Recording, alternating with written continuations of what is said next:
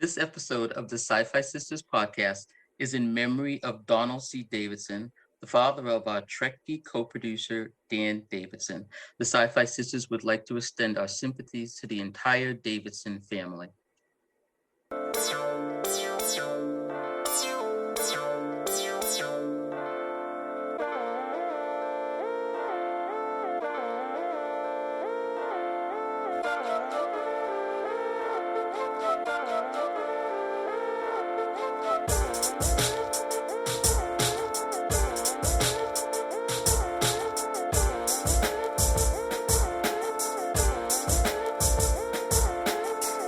Everybody, welcome to the SyFy Sistas podcast, where we give you our point of view.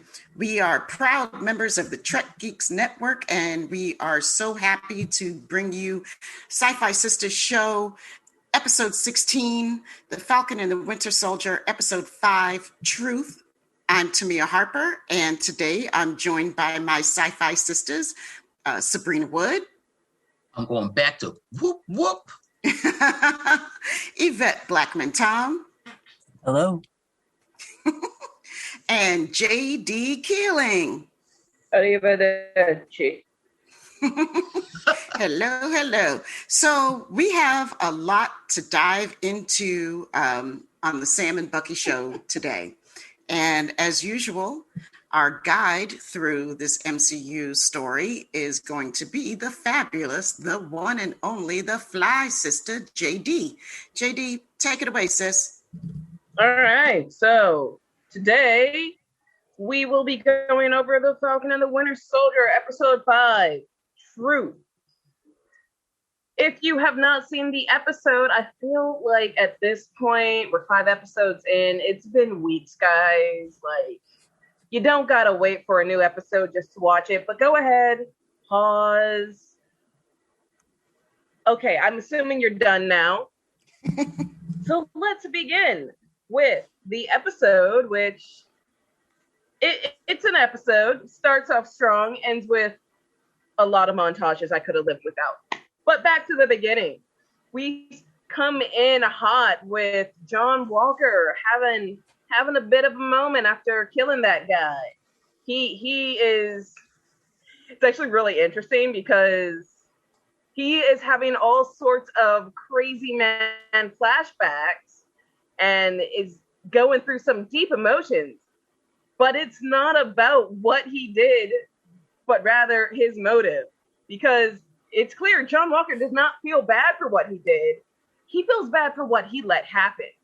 And I find that amazing.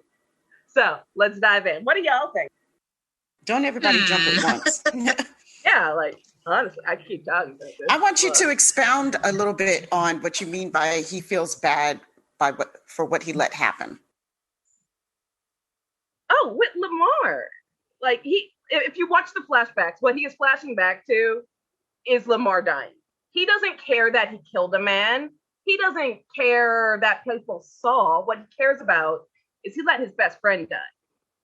That's on him, and he feels that. That murder, that had to happen, obviously. He let his friend die. The man killed his friend, so obviously he had to die too. Well, at least in the mind of John Walker. Right, okay, thank you. Yeah, because he's immediately justifying his actions, right? You know, I mean, I get you with that, though, that he's focused on what he let happen, that he saw it as a personal failing that his friend died. You know, I was just like, I knew that we were, well, let me back up. I liked the way that they opened the episode and how they filmed and related this psychotic break that he was happening. You know, I felt like I could understand what they were trying to tell me, and that this man had become completely unhinged at this point.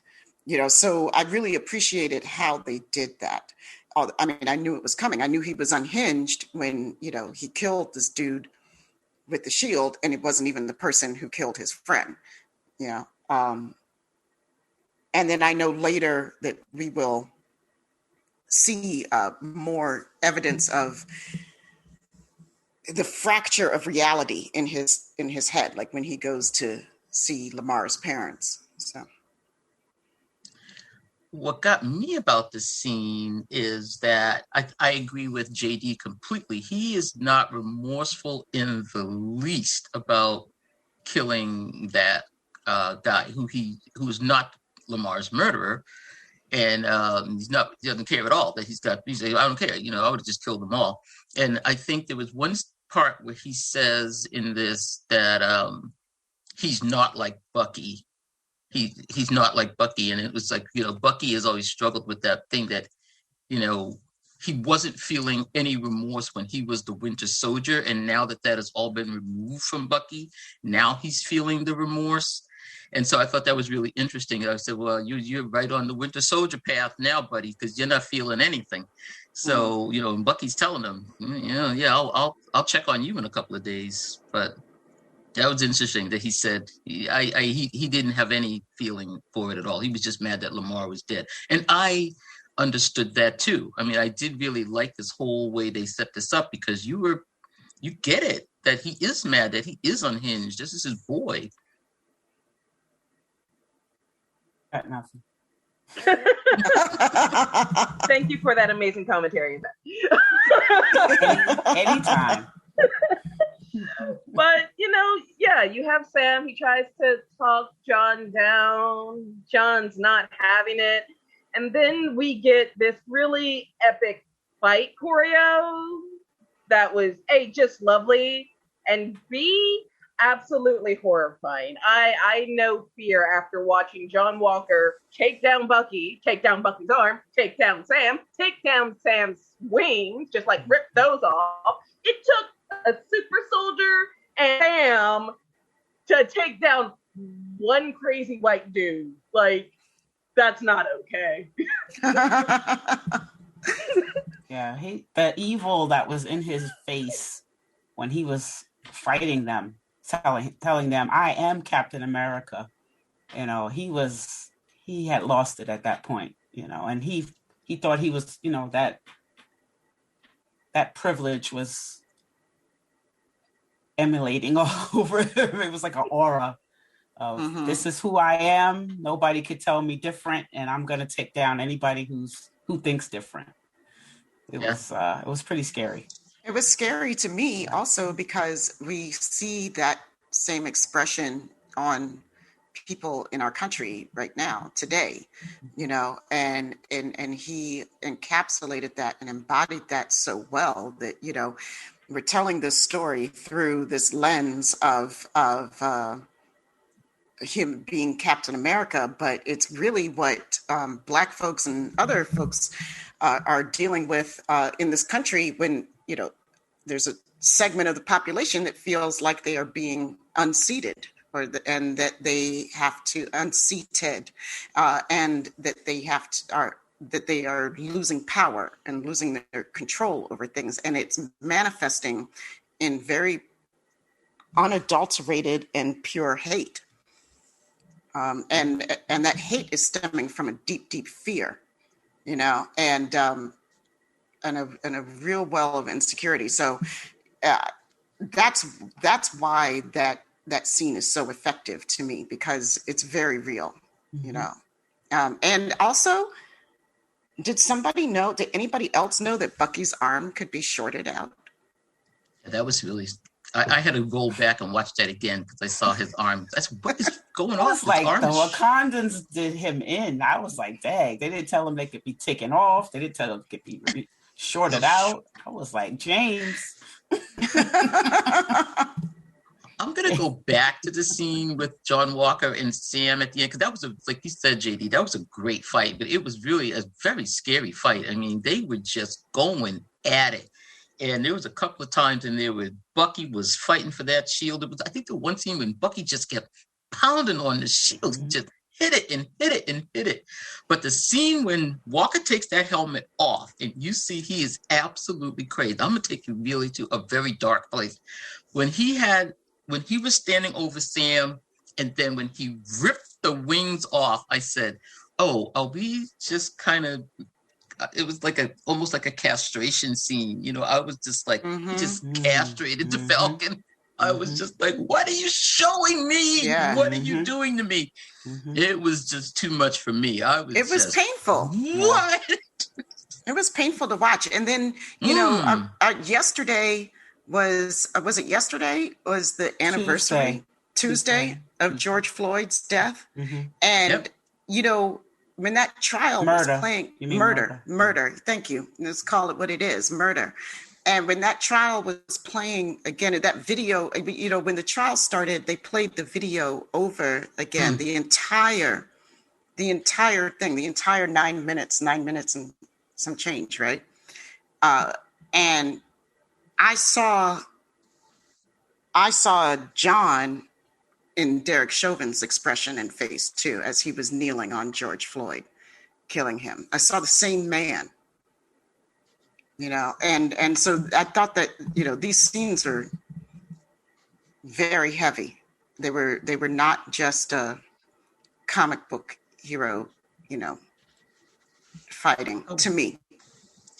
Chauvin is like, he's something evil, because that man showed he was just playing cool with the whole thing. I mean, this character is, like you said, he's fracturing, he's losing his mind.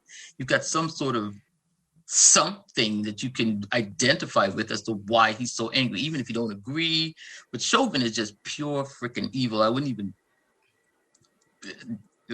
Well, you know, there was that look of satisfaction and smugness on his face as he was doing it, and both the character John and Derek Chauvin, they both exhibited that same thing, and so that's why I feel like they're very akin, you know, in that moment. But in that moment, I wouldn't even put John in that same level of hell. In that moment, it was very going to be in.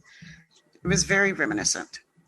Anyway, to me, that was a tough scene to watch. And then, of course, Bucky tosses that shield down at Sam and looks at him.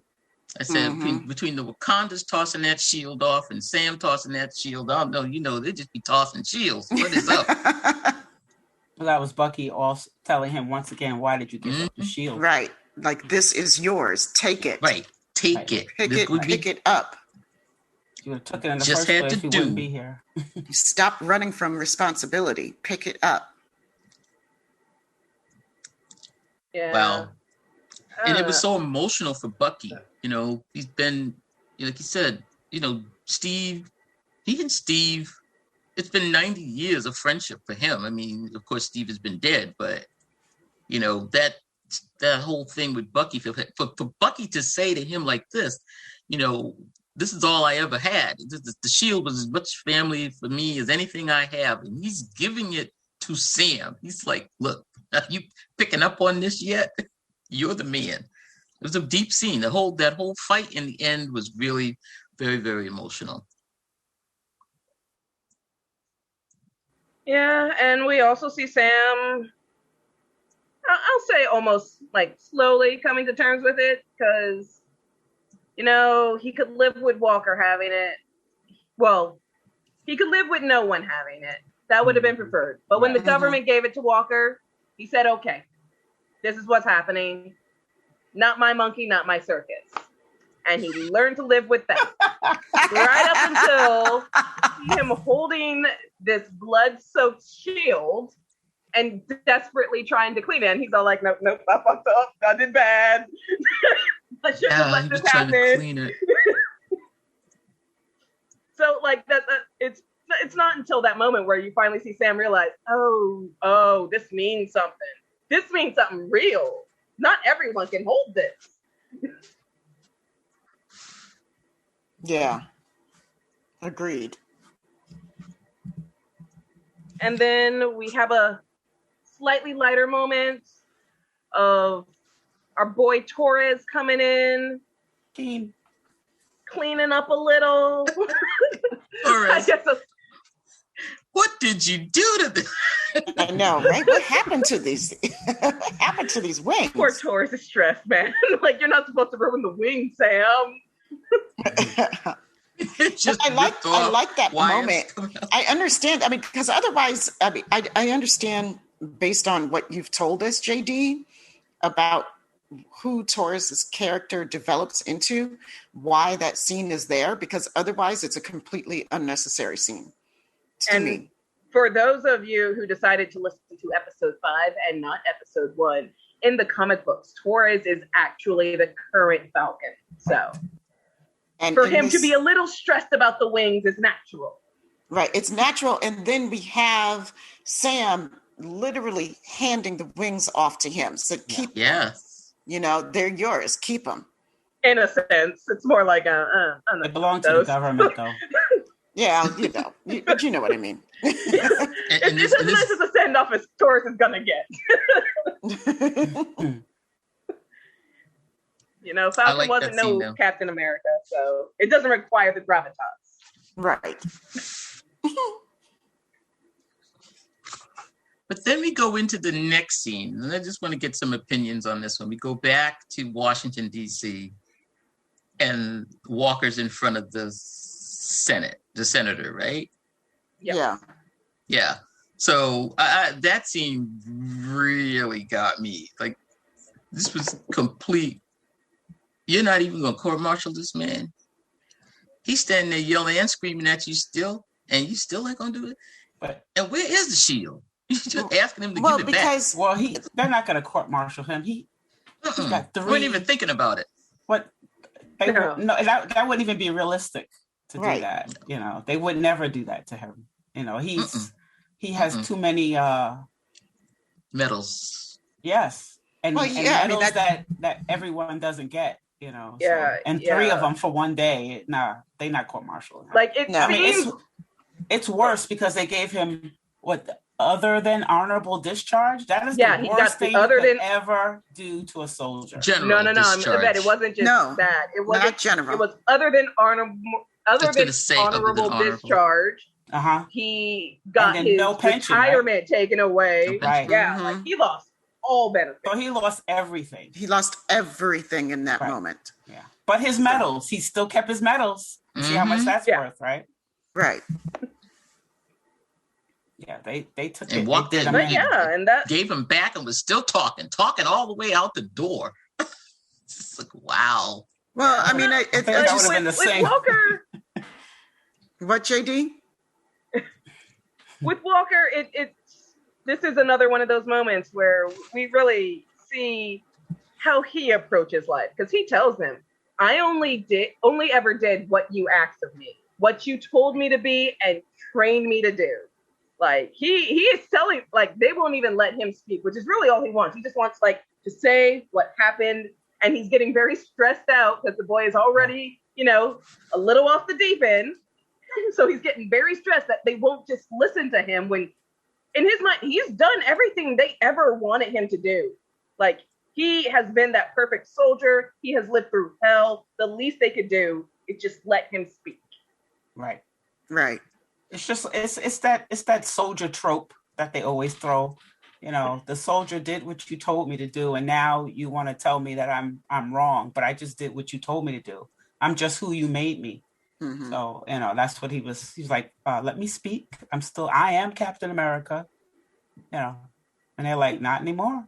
Right. And, I understand it from his very warped mind perspective. And what makes it so heartbreaking is that he does have all that history of service to the country and was a good soldier, quote unquote, right? He was a good soldier. He was a good soldier for real, and he was a quote unquote good soldier also, and so to feel like I'm being ignored and censored because I'm doing, what I was trained to do, is one thing. But the other part of that we can't lose sight of is that you weren't trained to go off the deep end and kill this person who didn't do anything. That's not, and they're telling him like, shorty, you went way beyond anything, I will say, if you really look at the scene just prior to it, the moment, not even in, the body isn't even cold yet, and the GRC has already decided, oh, here's a good government opportunity. They just killed a man. We're going to go invade all their space to figure out where these terrorists are. Yeah. Like, they invaded a refugee camp on the suspicion that Carly might be there. Right. So they don't, like, it's not, so it's like what Yvette said. It's not the fact that John did it. They could care less. That's kind of the goal there. They want those guys dead. Yeah. That's the whole point. That was the reason why they gave him the shield.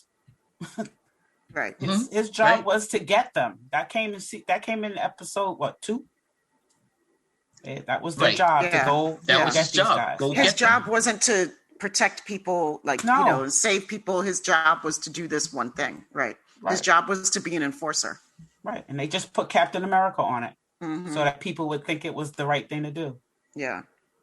I mean, let's be real.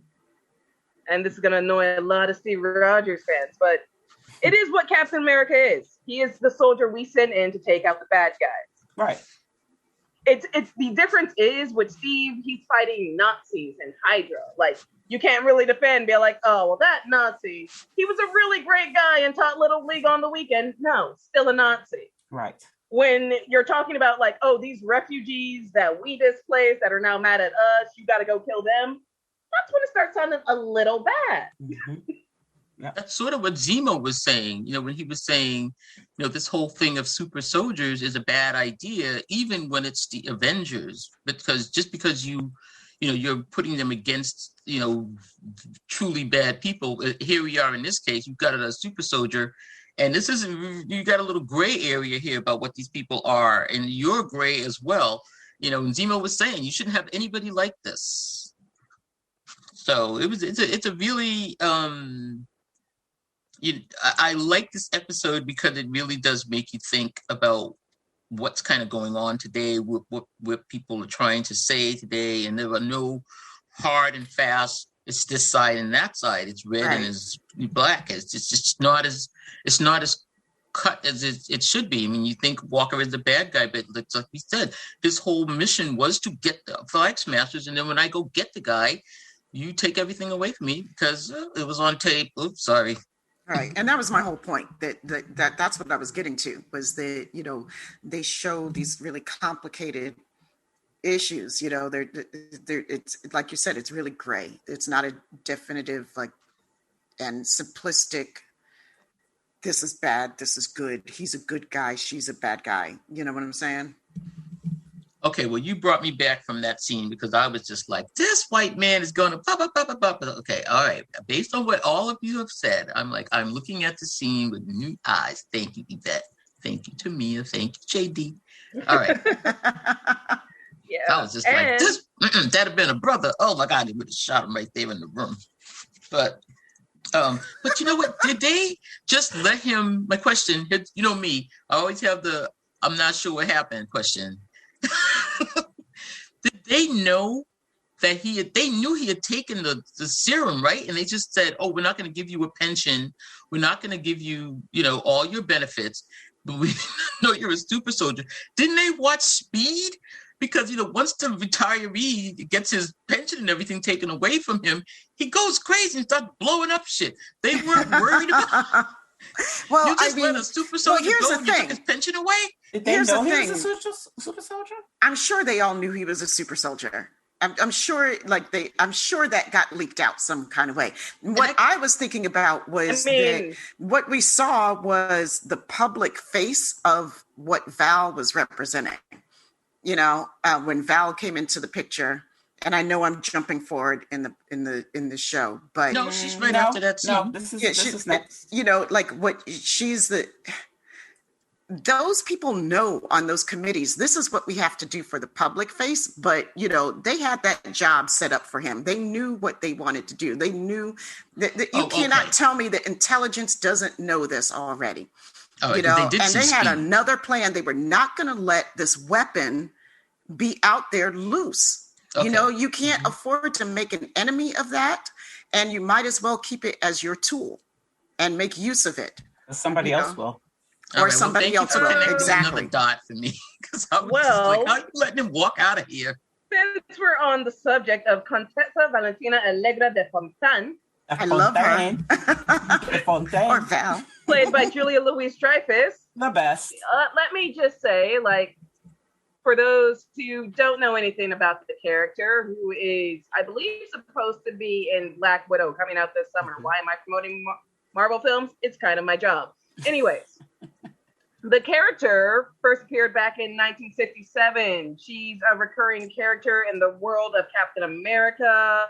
She was an agent of S.H.I.E.L.D. She used to date Nick Fury, which if we go that route for the MCU, which I'm rooting for, I want to see that. That would be hilarious. Samuel L. Jackson, Julia Louis-Dreyfus. Oh my! You don't know you be in your seats dying. Yes, I'd pay money. I'd pay money. I'd pay money to see that. Yeah, I would.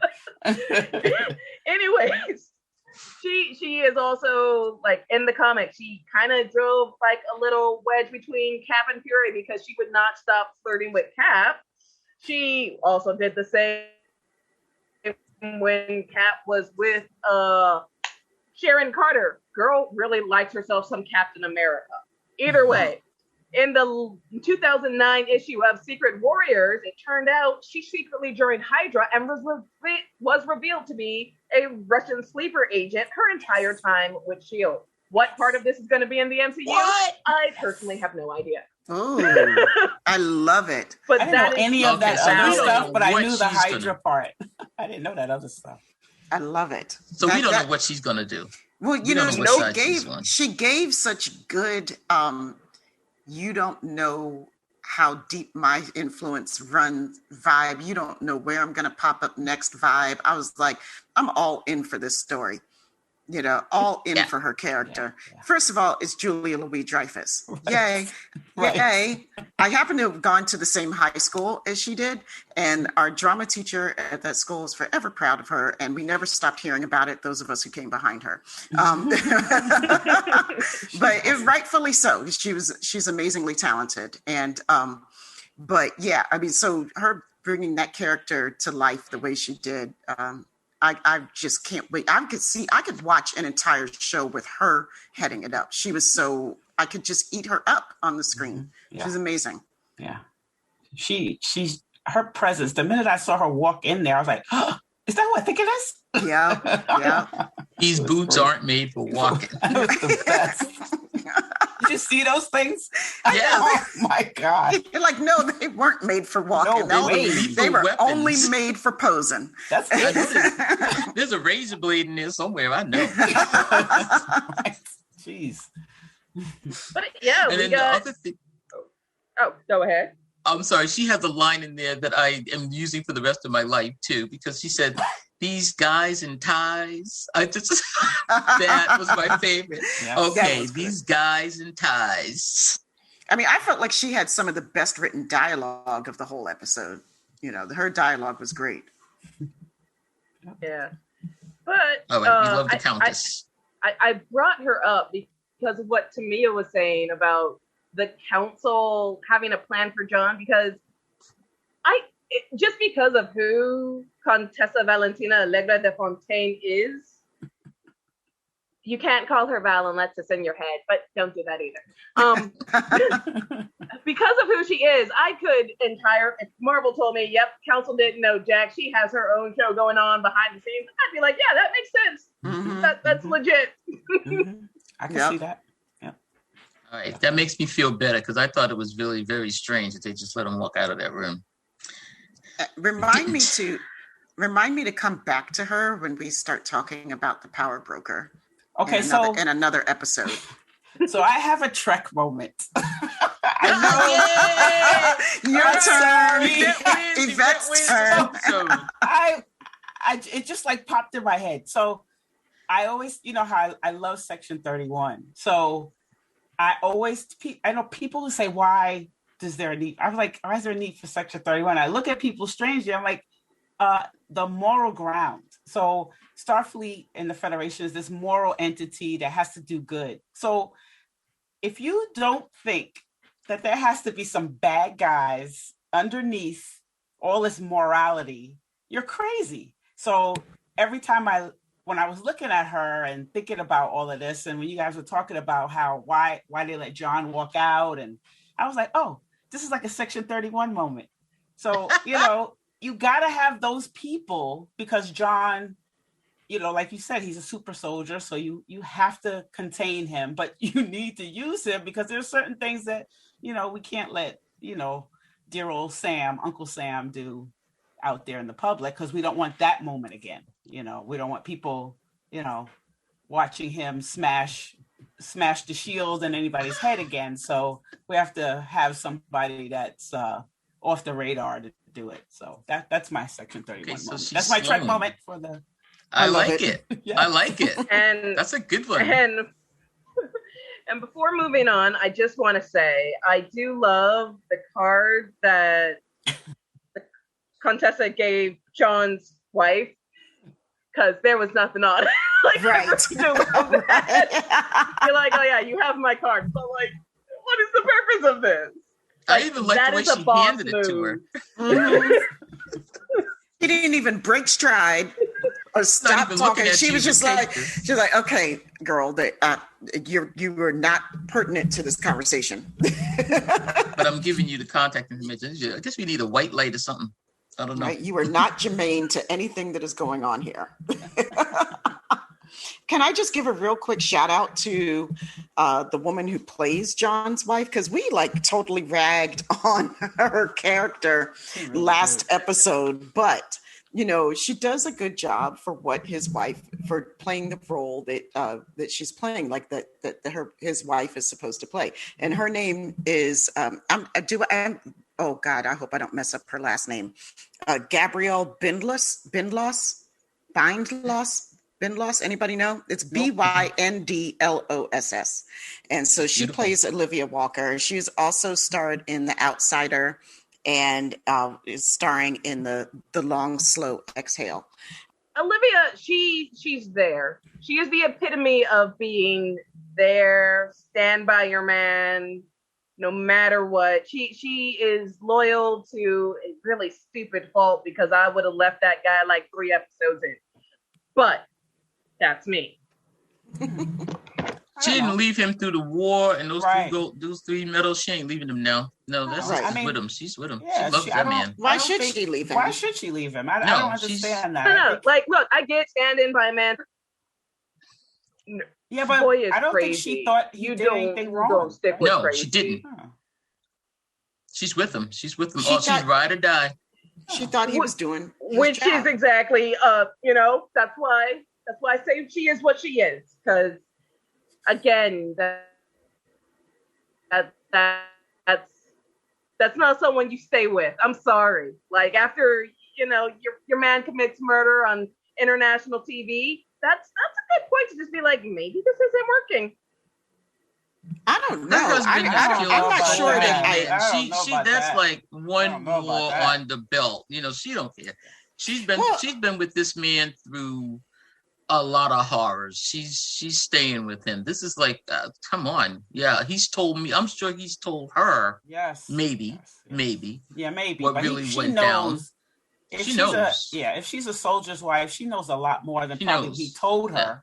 Mm-hmm. And it's different. Well, JD, so being a soldier's family is a life that you deal with things that these people bring home, and she's okay, now all the rest of y'all see what I have been living with. You just saw the one, and you got all crazy.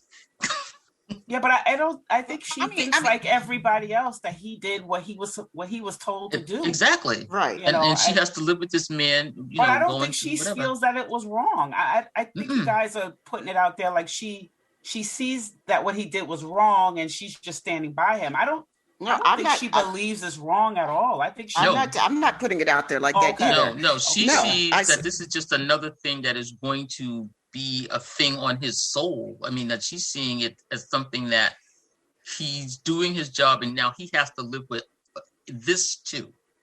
She said, I've already got him that he had to live with whatever happened that day, that he got 3 medals, and now this too. So, I'm here for the whole ride. Yeah, I think I said we gave her crap last episode, or one of those episodes, talking about what black person is not pulling him up on some things, like I'm not like on his actions now. Like, we're just like, how are you married to this guy and you still are behaving this way? And the black people in your life have to take a little bit of responsibility for that. Not a whole bunch, but a little bit, but I think that you love a person, and when you get married, you are making a commitment to go through hell and high water with that person. For most of us who don't live in Hollywood, they're real and deep. And human beings go through hard times, and we are not always our best selves as we face challenges. And it's how we adapt and react to those challenges later. And you don't fall out of love with somebody just because you don't see them as having done the right thing. But I get the point that she doesn't see him as having done anything wrong. We get that vantage point from the outside looking in, and we have a lot more knowledge as well. So, sorry, that's it. She needed to get him ready to come to the barbecue. That's what we were talking about. That's what we were saying. No, I got what you were talking about. I just, I am not the type of person who's ever going to be like, oh yeah, stand by him no matter what. Hell no. Okay, sometimes you just got to admit things like it ain't working. But we're trying to say JD, that love can only get so far. I don't know. I've been married, so I know that you. Yeah, 3 of us have been married. Right, like Tamia said, you go through hell and high water with that person that you love, and you hope they would do the same for you, because we're not perfect, and we all go through some craziness as you get older, and sometimes you can't dictate how the story is being told, but so you look forward, that person that you married is that person that's going to keep you sane until this blows over, or so you can make it to the next stop in your life. And you would hope you have somebody like that in your life, because most of us are going to go through some really bad times, and you want to have one person, at least the person you said, until death do you part, is the person that's going to stand by you. Right. You really hope that, because the fact of the matter is, the truth of the matter is that none of us really want to face up to is that, our shit stinks too, and none of us are peaches, and we're human and we mess up.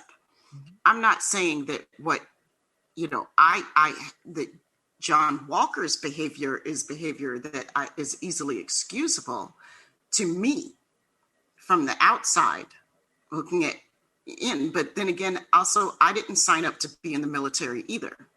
You know what I'm saying? Yeah. I made decisions to not do certain things or be trained certain ways, but, and so I'm just saying it's all about context and how you look at it. We just spent all this time talking about how he actually did what he was trained to do and what he was paid to do. He just happened to do that. And it's an unpalatable truth, and we don't like it. But I don't, but because he has this dichotomy between his ideal of what Captain America is and his actions, he starts to fracture. Right.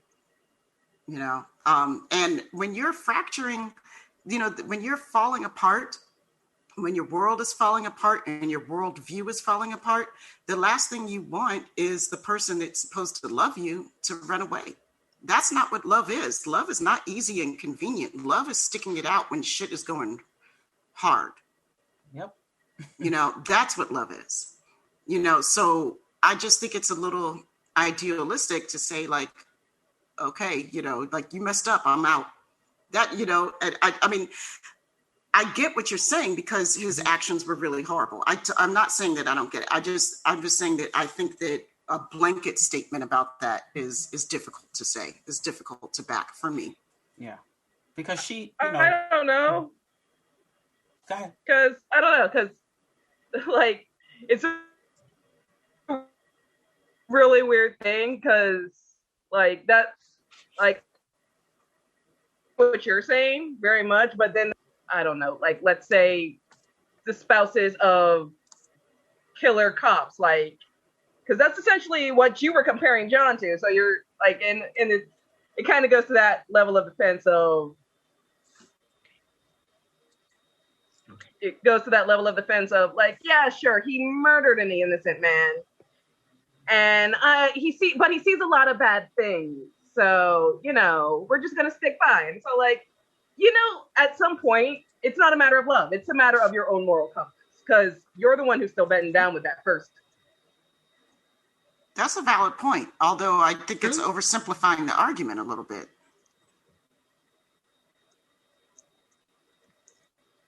Well, you have to go back to whether you say that guy was an innocent man. I mean, killing somebody who is, on a parking, a moving violation in a car, and you kill somebody is different from a flag smasher. I mean, the guy was one of this group that was doing all this. Just because he was the one that didn't happen to kill Lamar, he is in this group that did bomb a place that, 3 people died, the week before. So he was not an innocent, this guy, but he was not the particular one that killed Lamar. So that's why I'm saying, yeah, Olivia's like, my husband was okay. He did the right thing. This group killed 3 innocent people last week, and now they're wanted.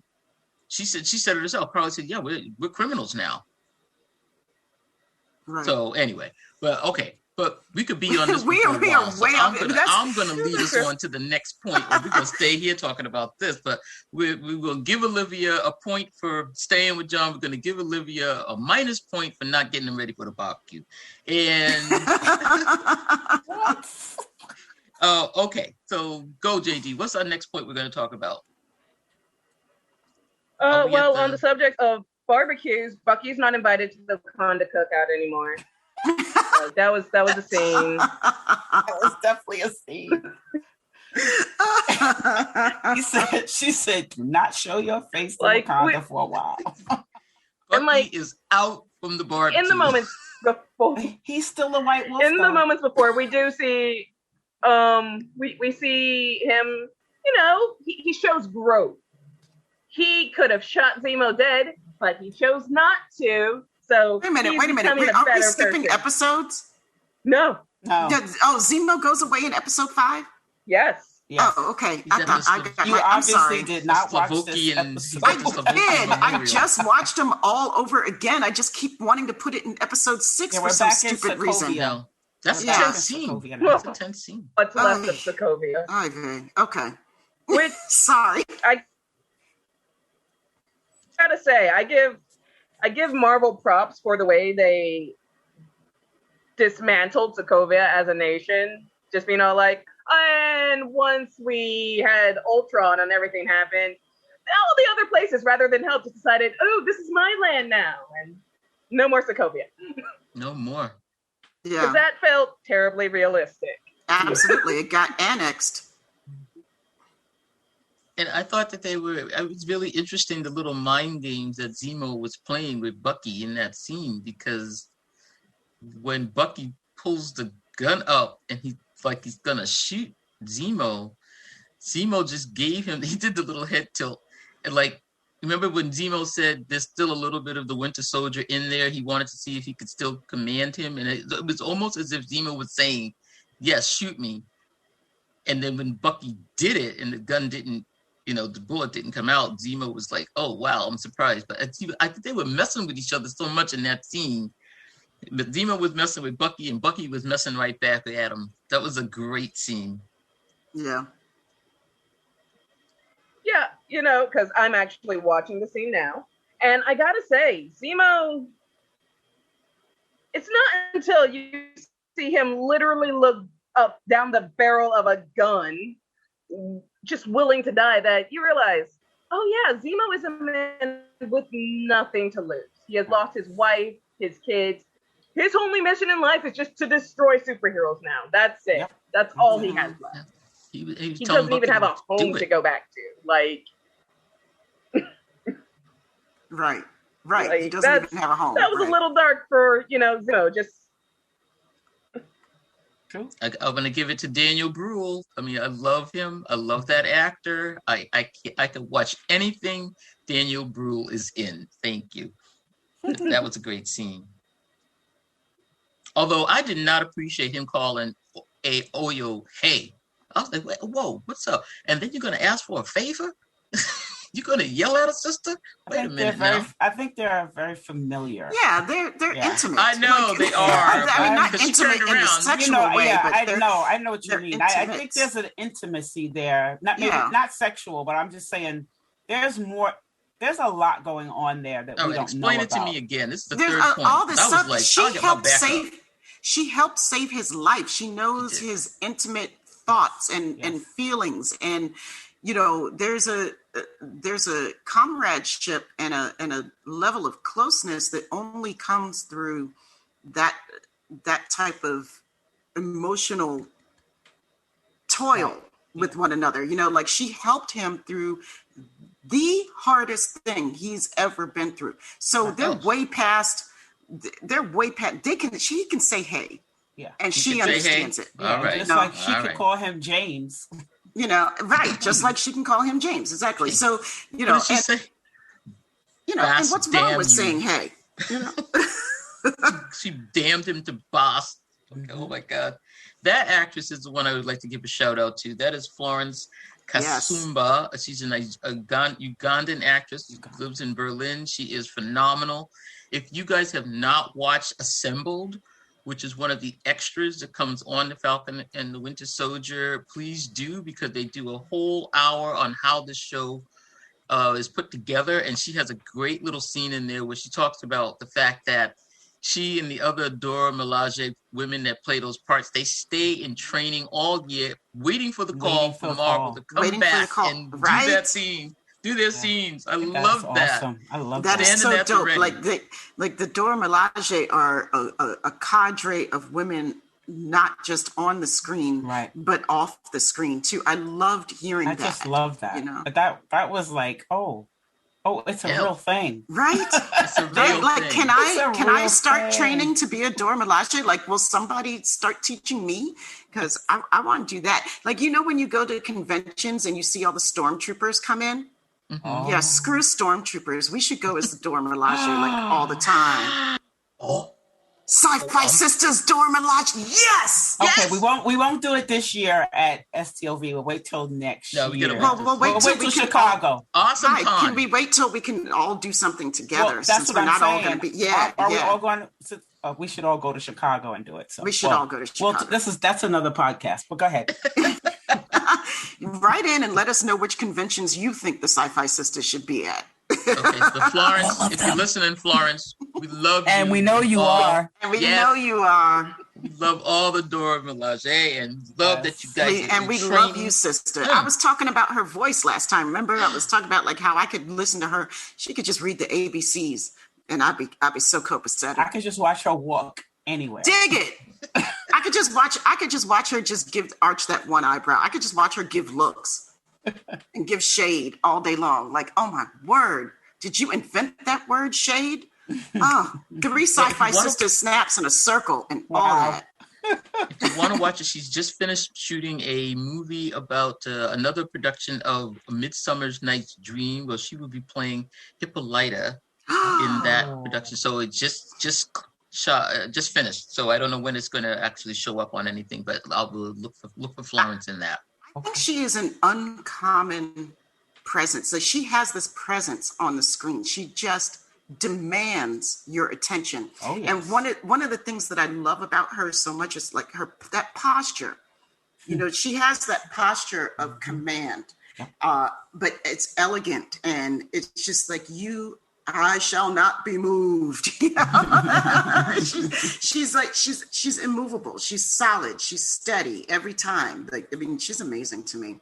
And yes, I really, really, really want to start training as a Dora Milaje. So if anybody out there lives in the DC area and you can start training me, a really novice beginner, let's do this.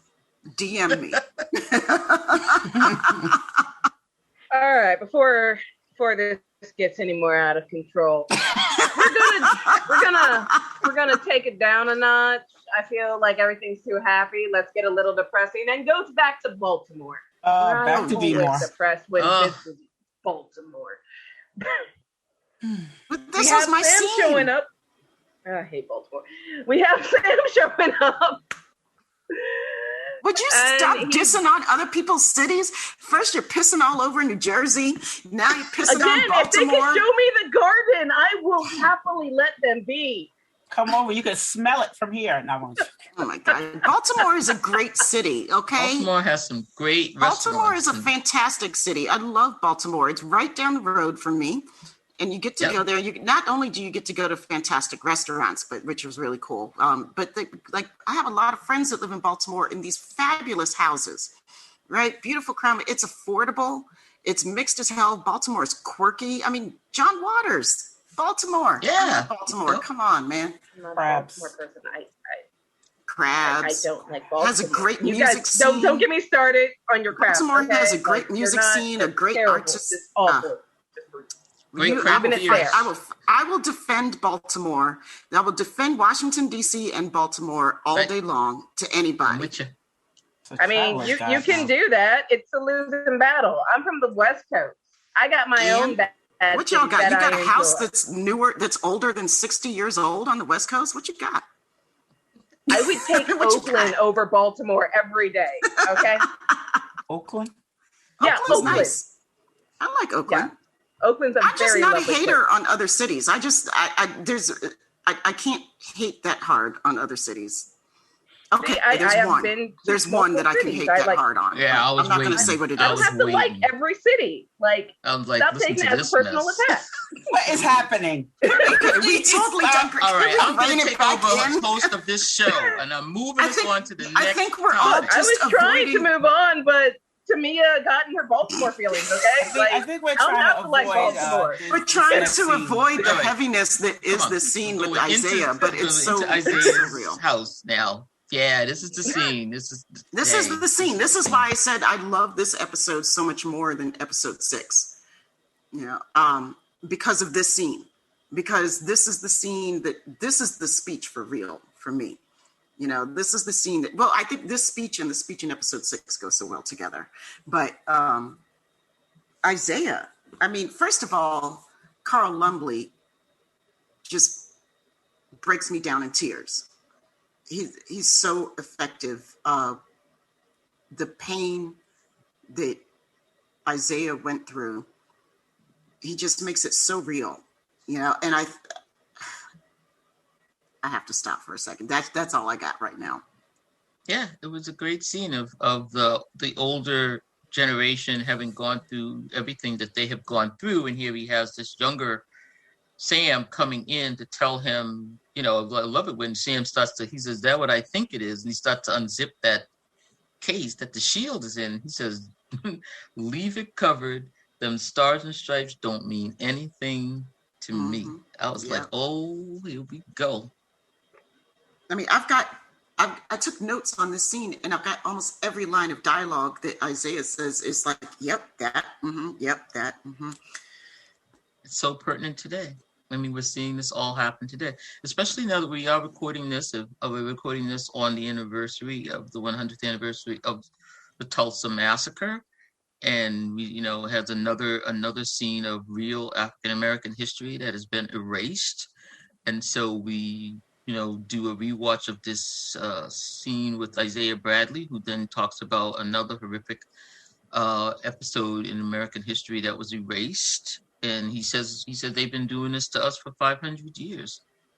And, we have this struggle now with the 1619 project being made to be dubious and being Can you expound upon that a little bit? If you're going to mention, please mention. I don't think a lot of people are familiar with the 1619 project. The 1619 project is a amalgamation of essays by Black historians that tells the history of the Black people's experience here in the United States since 1619, when the first slaves were brought to America.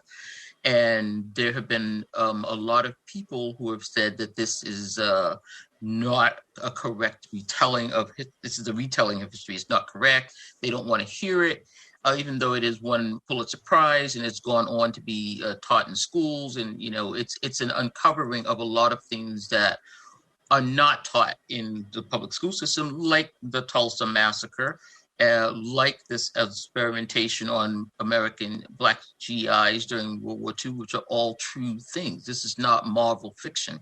So this scene of Isaiah Bradley saying that this is what they've been doing just for 500 years just resonated with anyone Black who's watching this and knows anything about our history.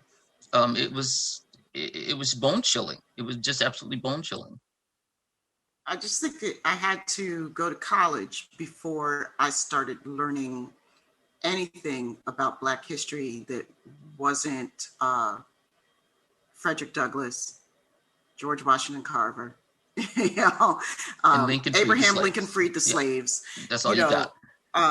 Martin Luther King. Okay. Right, Martin Luther King. We love us some Martin Luther King. Hated some Malcolm X. That's how I was taught. I'm not saying that was my opinion. I mean, that was just, and it was literally going to college before I, and I had my first class where I had to read Up from Slavery.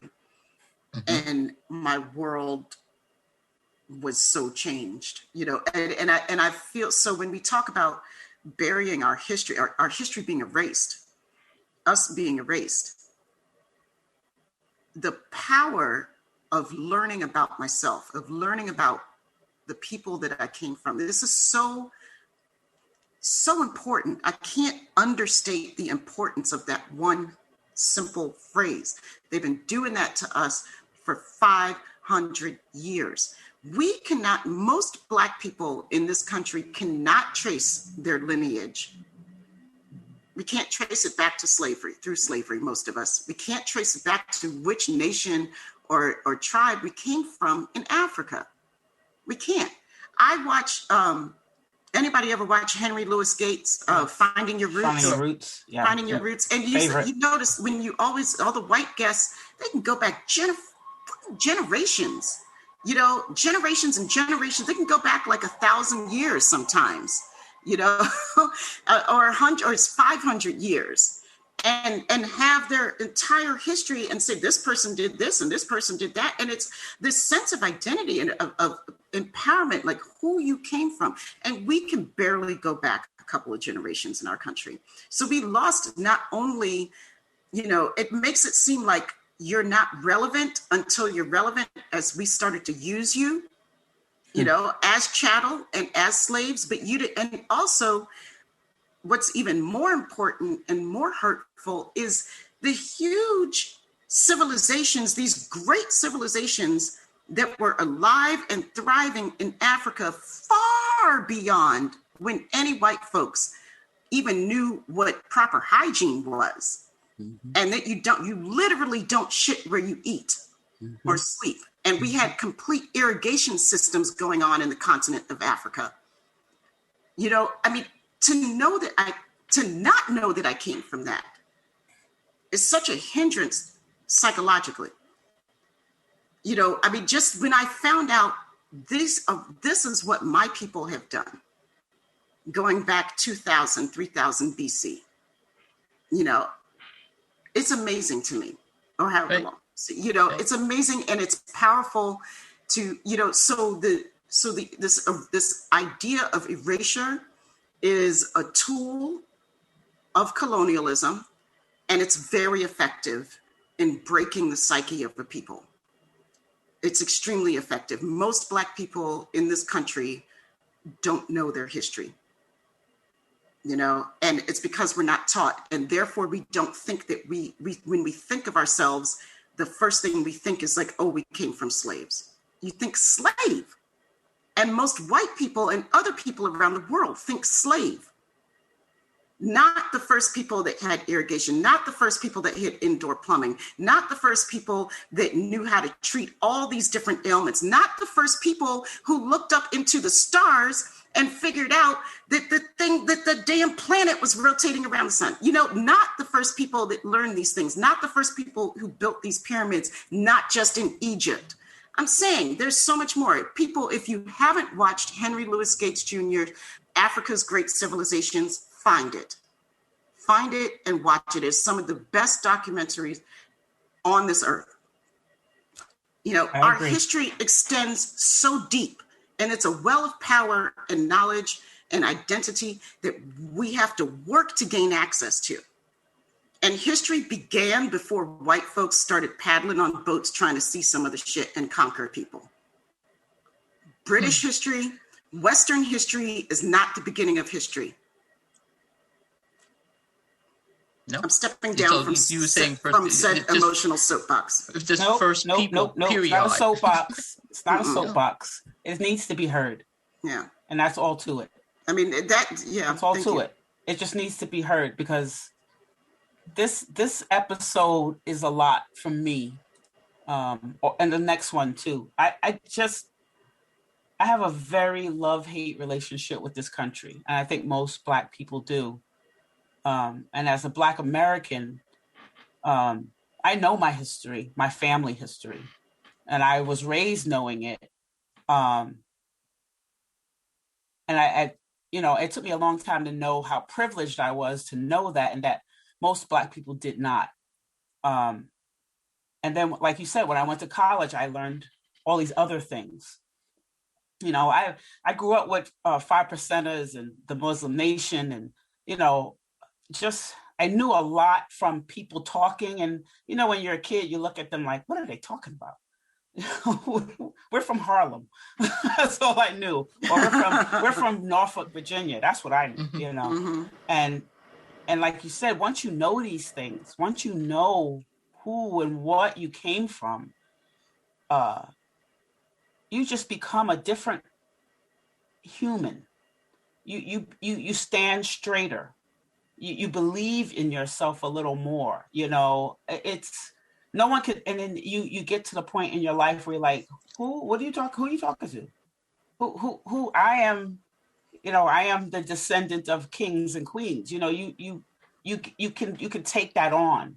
And before we started really knowing about our history, you could tell a lot of people don't want to take on that African persona or know that history. They don't want that to be part of them. They want to be these, Americans, just Americans. And I think I thought that too, that I'm just an American and that's it. But I like the fact that I'm an American, but I have an African ancestry. And that makes me proud also, because I do know the history of those people. But I never want to take away from the slaves that I came from, because those people were important also. And I know people say, oh, it didn't start with slaves. Okay, it didn't start with slaves, but please don't erase those people. Right.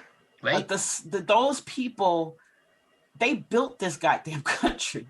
Right. Literally. And I mean, literally, these are people who, I don't know those people in Africa, but I do know more about these people here in this country. So I always start with the slaves in my family because I know who they are and they mean something to me. So I just, please, we can be happy about Africa and everything, but never forget about the slaves in this country who we came from. I mean, literally came from. Right. I'm sorry. I understand what you're saying.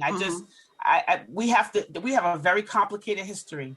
Like you said, we don't know where we came from. So we take the whole continent and want to, really hold on to it. But we do know, most of us know where we came from when it comes to the slave part. Most of us do. Right. And I always want to make sure those people never get lost, because those people, they built this country, and this is our country. And I love this country. Like I said, I have a love-hate, but just like in this whole thing that Sam is dealing with, I felt it, because, and Lamar, I fought for this country, my family, I come from a long line of people who fought for this country. And we never thought anything different. We just felt that this was something we needed to do. But we understood that this country hates us and doesn't think of us as Americans. But I know I'm an American, and that was more than enough. And that's my soapbox. But go ahead. Which is not a soapbox because it needs to be said. I want to point out one more. I mean, Tamia just gave us a great documentary, but I will give you another one for what Yvette was just talking about, what slaves did here in this country. And the documentary is called High on the Hog, and it's on Netflix right now. And it is the history of what Black people brought to this country through food. And you would think that that's, not a big deal, but it is an amazing 6 episode. And when you see what the wealth that was brought here, what Black people contributed through their toil, labor, work, cooking, food, I mean, the things that are so American now that came from Africa, I had no idea. So again, more erasure that, I just learned this last weekend when I was watching High on the Hog.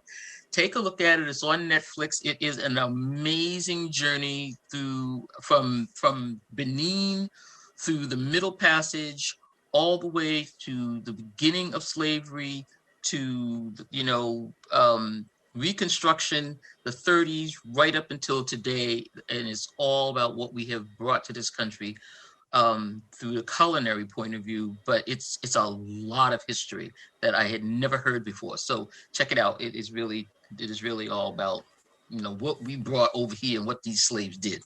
So back to Bucky.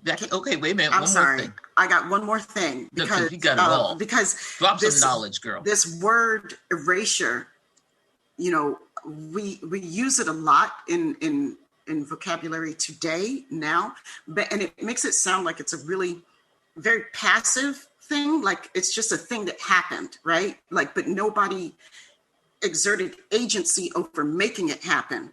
Erasure includes things like whipping people for speaking their own language, or whipping people for worshiping their own gods. Erasure is an active word, and it took actions to do so. It's not just about not telling the truth. It took decisions to hide history and to decide to write history books with only one version of the truth. Right. To codify things, put it in laws. Erasure also includes the breaking up of families. Right? How do you have a family unit? How do you can erase familial bonds and connections between one another when you separate mothers from children and wives from husbands and brothers from sisters, and literally send them, hundreds or 1,000 miles away from one another. Erasure includes naming me something that's not in my tongue, giving me a name that's from your culture. Erasure is it's a word that I think that we sort of skim over, and and in this new Blackness now that people like to throw around, there's a whole new wave of vocabulary that's out there coming from younger people who are studying this stuff in colleges and stuff, and oh, this is my terminology for this.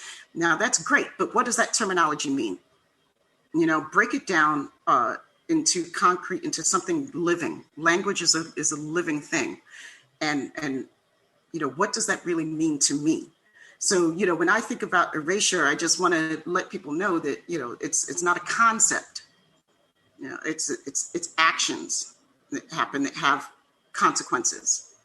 That's all. And it's done by the guys in the ties. Yes, sir. It's done by the guys in the ties. The guys in the ties. Don't get it twisted, because this stuff is not things that, it's a when we say systemic racism, and which is another term that people just like to bandy about and say it isn't true, it's the guys in the ties making laws, making policies, making this really happen to to change, corral, erase, make it like it never happened. No, we're not going to teach that. No, we're not going to say that. It's amazing. It's insidious, and you have to be on it all the time. And I really appreciate this. Here we go. It's a Star Trek moment.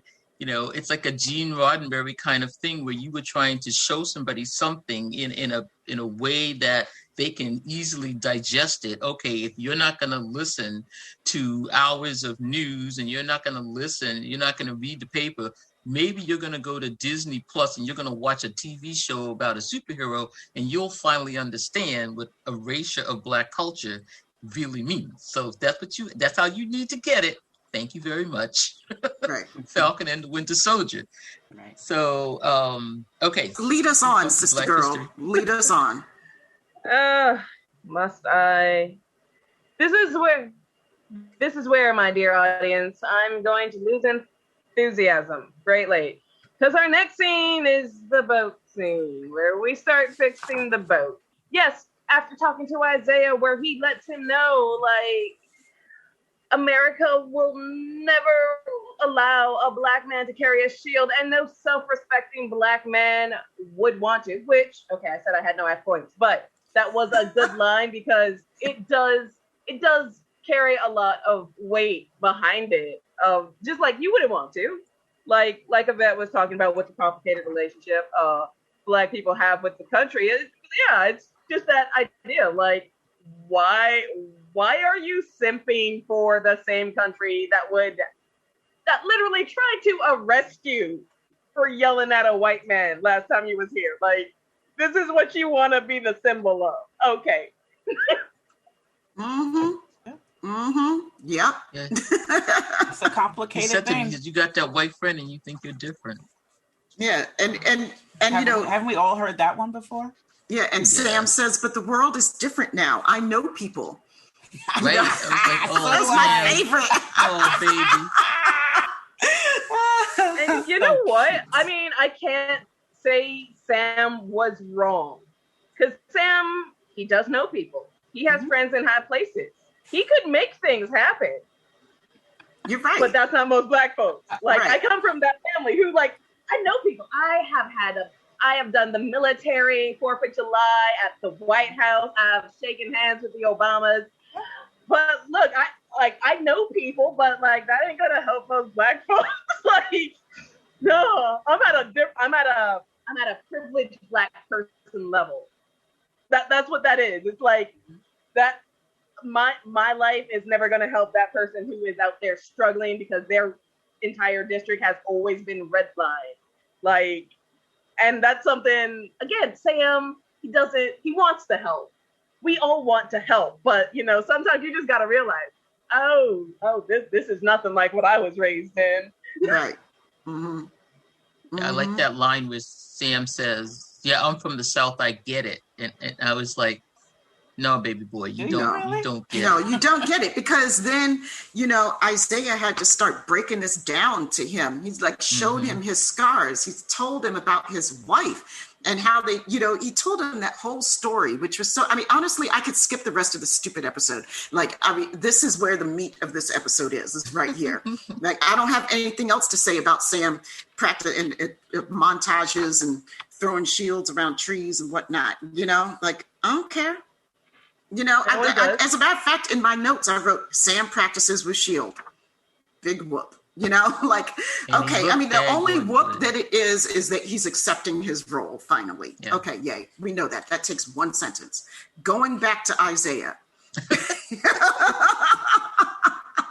Going back to Isaiah, for the whole reason that this episode exists is for Isaiah's story, right?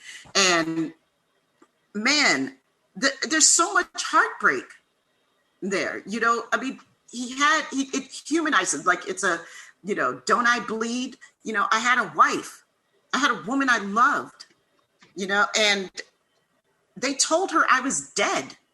Not only did they tell her I was dead, they kept her letters from him for 30 years. On him. And, they tortured him. They did all those experiments on him for 30 years. 30 years. To see why it worked.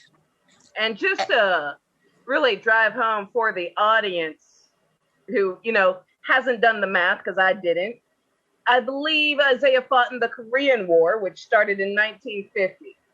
30 years from that would be 1980. Some of you might have just been born, all right? So it's a while, okay? Like, dude went in jail without rights and couldn't drink at certain water fountains, came out, he's a whole citizen suddenly. He's not, he's dead. But he could have been. He's dead. He's dead, Jim. He's dead. He's dead. Yeah. Okay. I guess I've run out. I've wrung this subject dry. But I mean, I agree with you, JD. Like, I mean, after this, I lost enthusiasm for the rest of this episode too. There was just a good talk with Sam and Bucky. That was kind of no. There is one scene that sort of watching and listening to everyone talk, that I liked, because I was watching the scene where John is explaining to Lamar's family what happened. Oh, yes. You mean when he lies? Yes. And he lies. Yeah. He does. And he knows he lies. Like, you could see it in his face. Like, he knows his sister. He is straight up lying. The sister was on it. She knew. He was like, yeah. Yeah. Right. They were like, is this the man? Watching John with that family? Like, that was... I got the feeling like this is a man who has been to a cookout. What the hell? How is he still acting like this? Yeah, I got the same feeling. I was like, mama, wait, he knows these people. Mm-hmm. I'm like, what is happening here? What is going on that with black this? mama cared for him. Yes. Yeah. Very much. Like, I had a hard time watching that scene. For a number of reasons, not the least of which is Black Mama doting on him. I mean, in the way it was. I just looked like she was bamboozled. Right. You know, and he just loved you. He loved you. He thought he would have followed you anywhere. Yeah. That's what what's his name again? What was the guy's name again? Which one, Lamar? Lamar. So, but that's how Lamar felt about him. Right.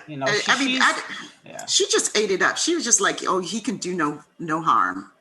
Everything. She just, poor baby. She was so hurt that she would have believed anything. Yeah. That he said. And he told her.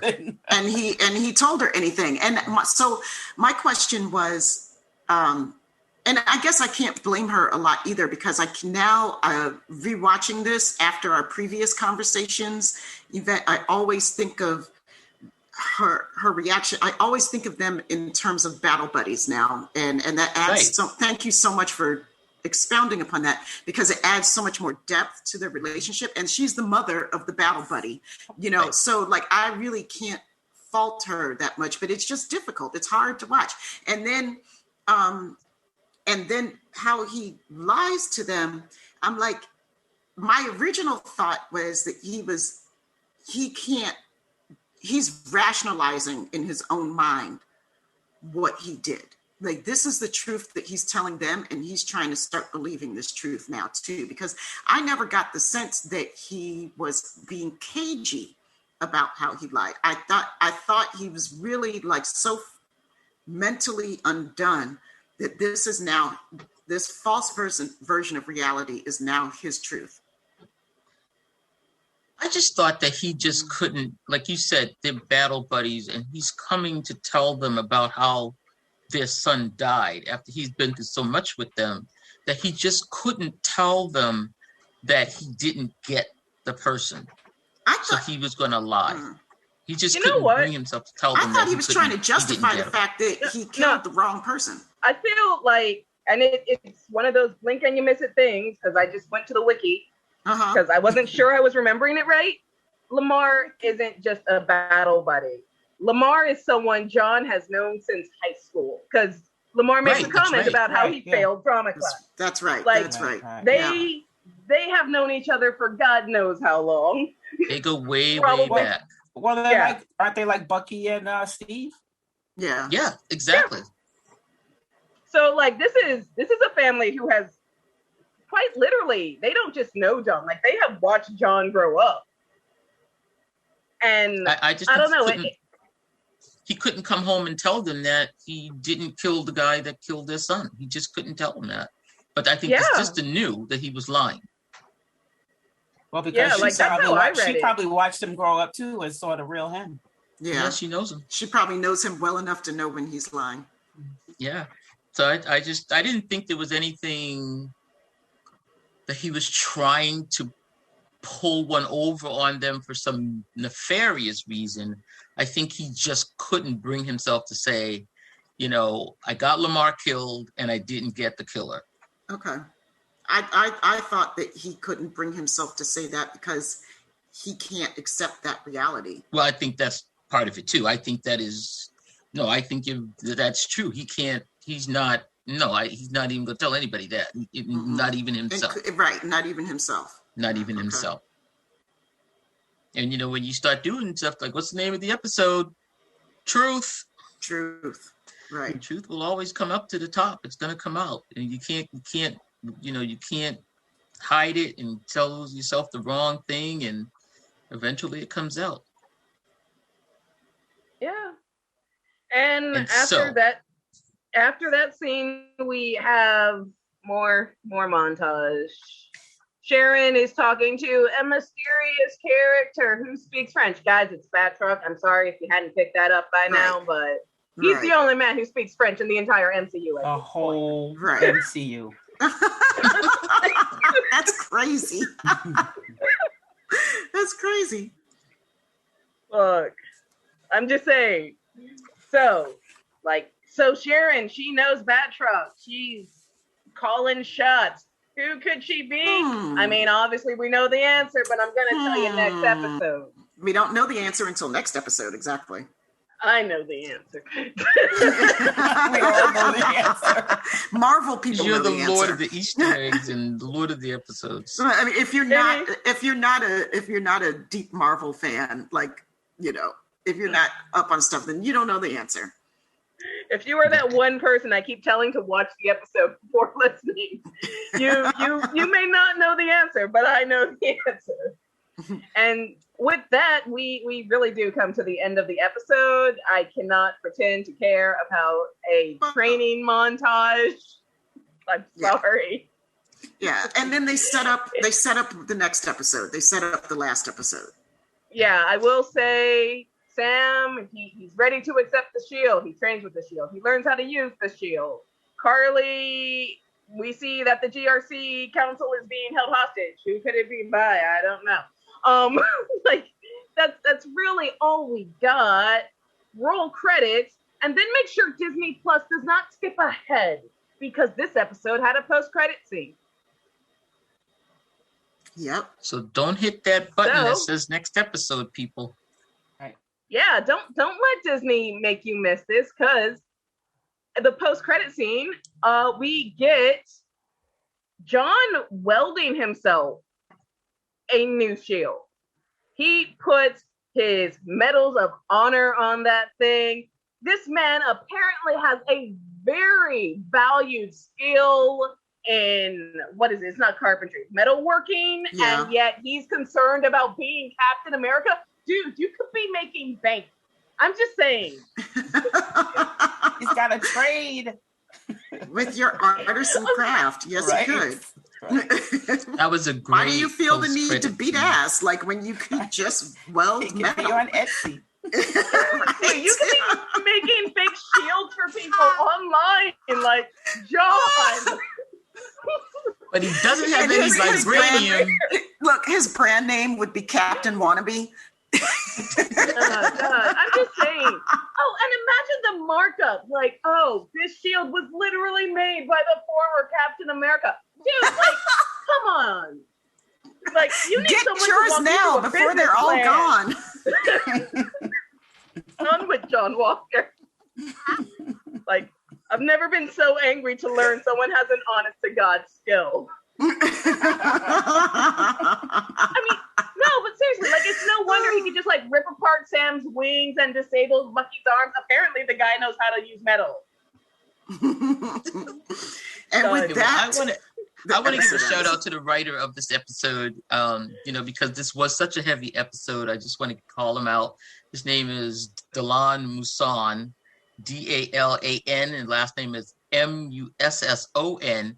And believe it or not, this is a white guy that wrote this episode. So I want to shout out to this ally. Thank you, my white brother, for giving us all of this information and really breaking it down. I know, Nate Moore, who is the VP of Marvel Studios, who's also producing this, has got a lot to do with this, and also Malcolm Spellman, who is the head writer. But this was an incredible episode, and I really want to give a shout out to this.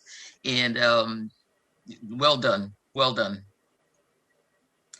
indeed. Yes. So Very well done. Wow, we have talked the hell out of this episode, haven't we? Yeah.